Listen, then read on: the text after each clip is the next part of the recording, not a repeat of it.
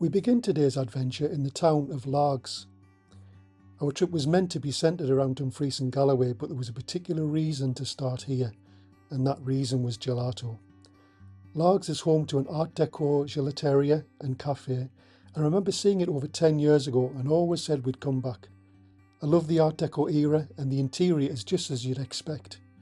We'd already had breakfast, but there's always room for a sweet treat.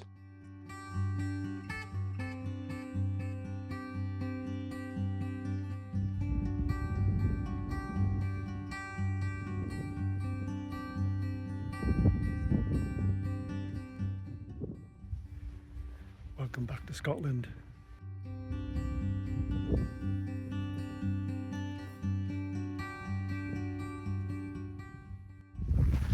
We're just out for a bit of a wander this evening. It's a nice night. Over in the distance, behind me, somewhere is the Isle of Man. Probably can't see it on camera. Meant to be an old fort up this way. So just walking up here, we'll have a look, see what we can find.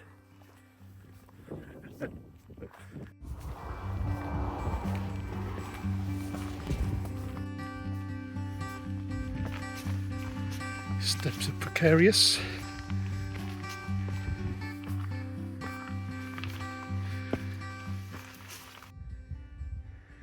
There we go, just on the horizon there you can see the Isle of Man in the haze.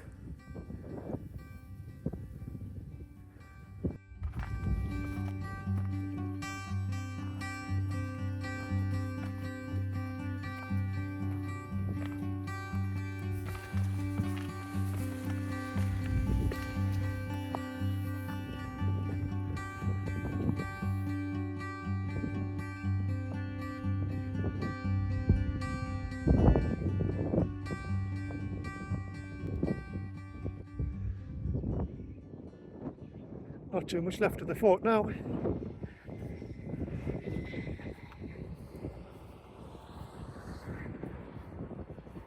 it is a wonderful view from up here. Not really too much to photograph up here, which is a bit of a disappointment, but it's always nice to be out. I like the look of the coastline behind me. Some great clouds, that's for sure. So I'm going to try and get something there, see what we can capture.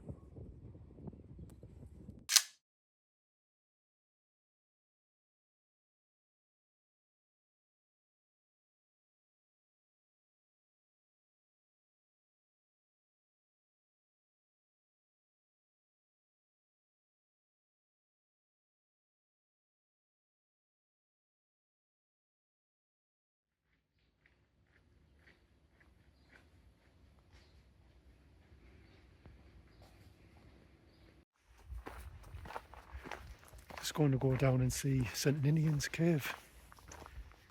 I wish I could tell you more about it.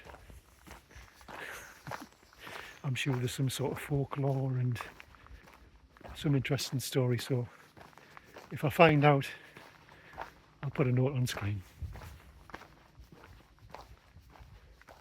So courtesy of Wikipedia, here's some information whilst we walk through the woods on St Ninian's Cave.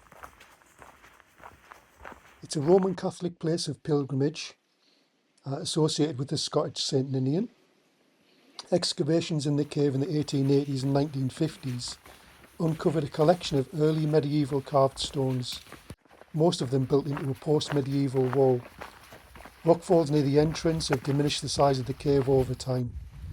In 1973, the cave was used as a location for the horror film The Wicker Man.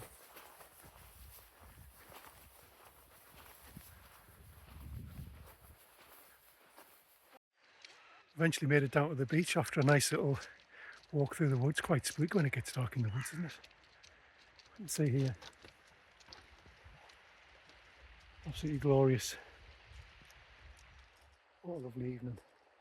I haven't got too long, I've got to be quick because I've got to get back to the car before it gets dark, and I don't fancy walking through those woods in the dark. Let's go and have a look.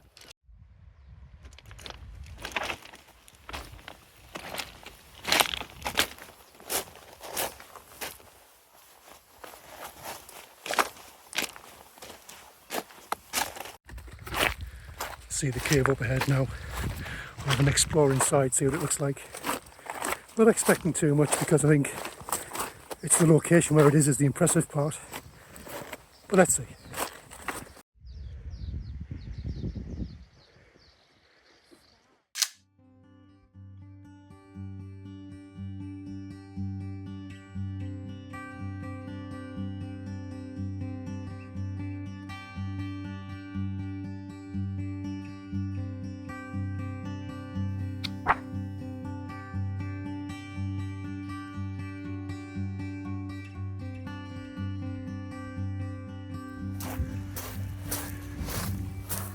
Which way do we go?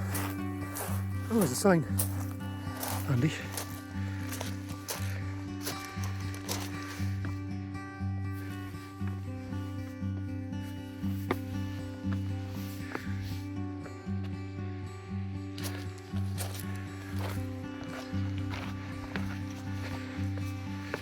Let's get in and check it out.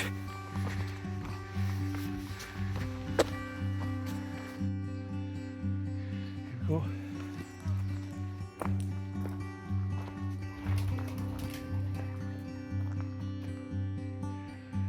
And there's nothing here. It's a lovely place though. Look at this view.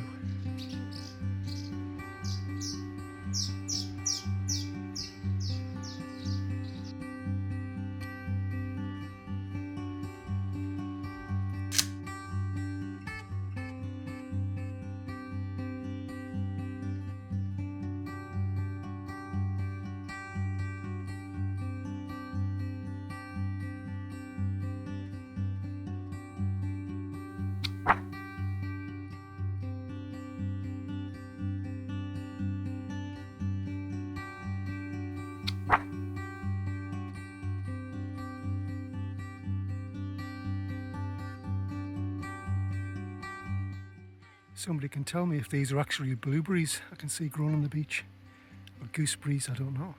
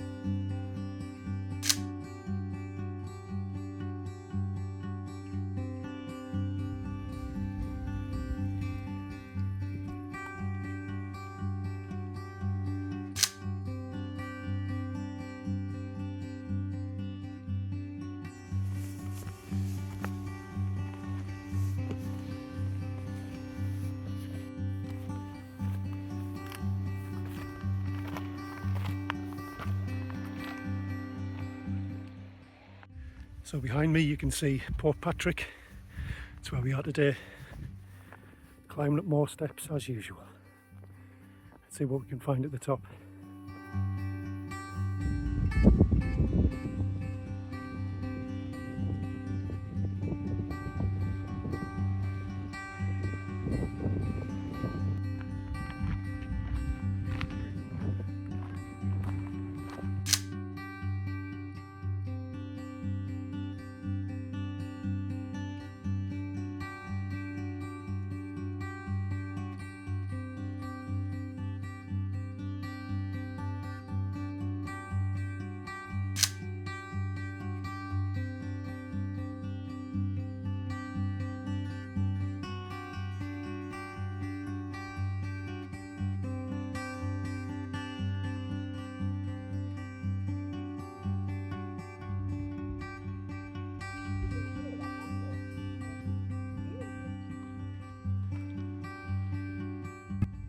This is Dunsky Castle.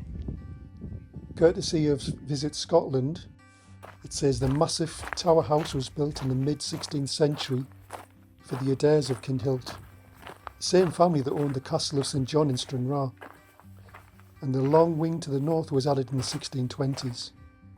By 1700, the whole building was derelict.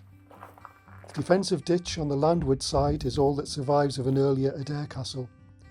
First recorded in the 14th century, this castle was destroyed around 1500 by the MacCullochs of Merton and Cardness.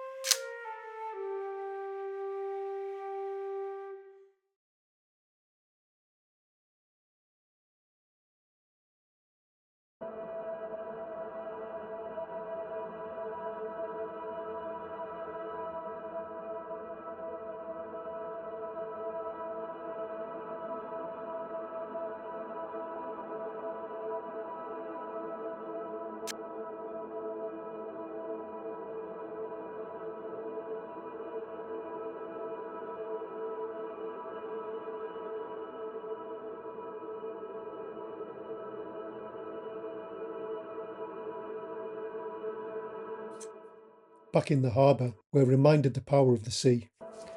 On the 31st of January 1953, the car ferry MV Princess Victoria succumbed to a storm off the coast of Northern Ireland. Lifeboat crew from Portpatrick assisted Irish crews, but difficult conditions and poor communications delayed them in locating the stricken vessel. 44 people survived, but 135 people perished, including all women and children, in the worst post-war maritime disaster in the UK at the time.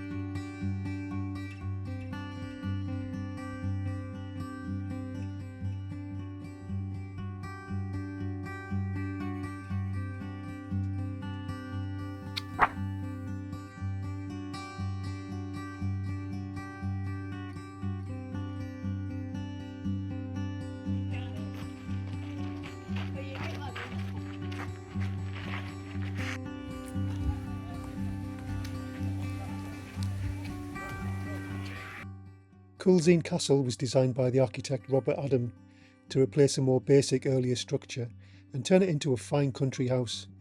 It was built in stages between 1777 and 1792. In 1945, it was handed to the National Trust for Scotland with a caveat that the apartment at the top of the castle was given to Army General Dwight D. Eisenhower in recognition of his commanding role of the Allied forces during the Second World War. He stayed at the castle 4 times, even once when he was President of the United States.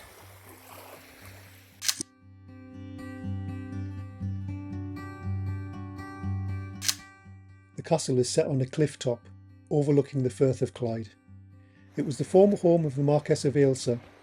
The title was created in 1831, named after the nearby Ailsa Craig, a small island of interesting significance which can be seen from the shoreline below the castle. There are 240 acres of country parkland, which includes play areas and a walled garden.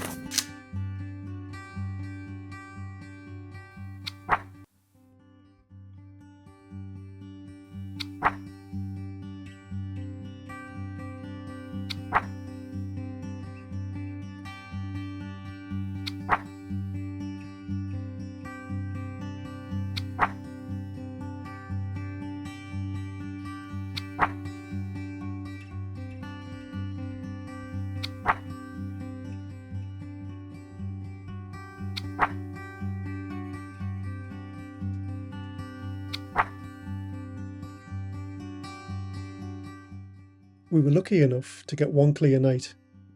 Galloway is known for its dark skies, and the Milky Way could be seen by the naked eye.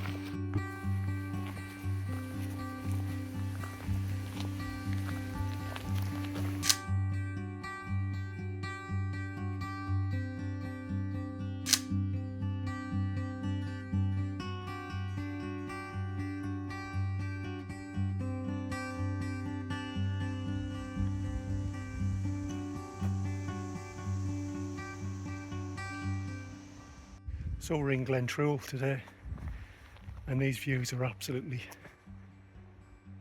epic. Stunning, nice lovely warm day, lovely cool breeze as well. A bit sweaty, but that breeze is cooling us down nice. Yeah, literally around every corner there's an awesome view.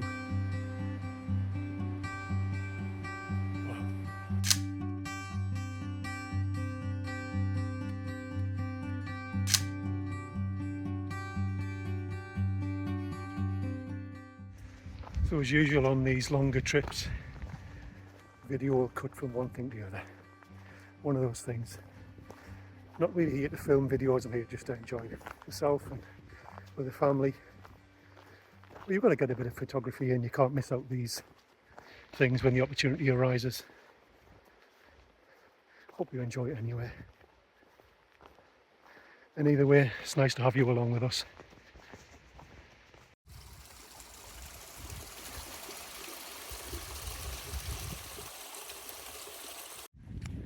Some people will tell you that the Highlands is a place to go, Glencoe, Assynt, Skye, those sort of places. But honestly, this for me is really fantastic. It's accessible, and also you've still got the views, but it's quiet as well. We don't get too many visitors, it's not overrun. We're slap bang in the middle of summer here. We're on this yellow trail, I think, on Glen True, and we've seen one other person all the way up. Absolutely epic.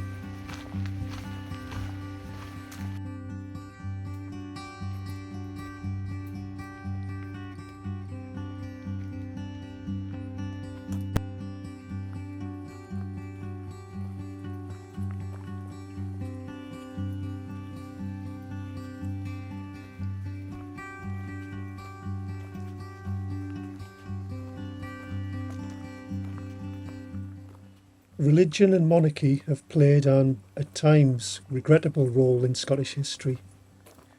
On the 23rd of January 1685, a group of Presbyterians were murdered as they worshipped together in a secluded part of Glentrue. Martyr's Tomb is a memorial to those 6 people.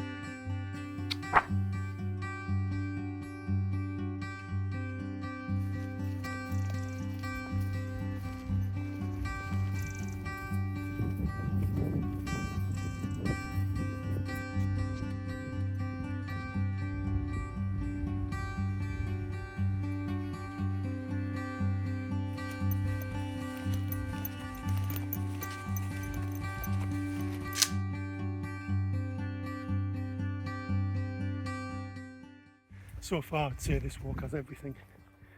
On the far side, when we walked down this big loop, this yellow one, far side we had some mountain views and we walked up through some shrubbery and things like that. As we got further down, go through some woodland and it opens up to this more flat land here. You see, just very, very nice, very varied. It's a perfect day for it.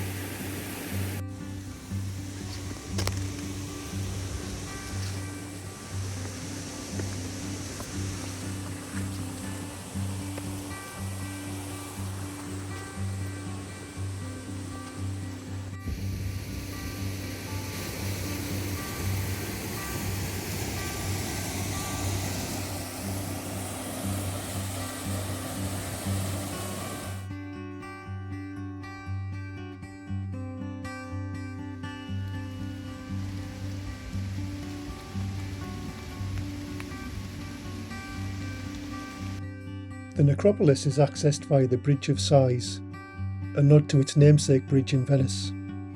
The ornate entrance dates back to 1836. As was the traditional Victorian style, the cemetery is laid out as an informal park. Billy Connolly once said, "Glasgow is a bit like Nashville. It doesn't care much for the living, but it really looks after the dead."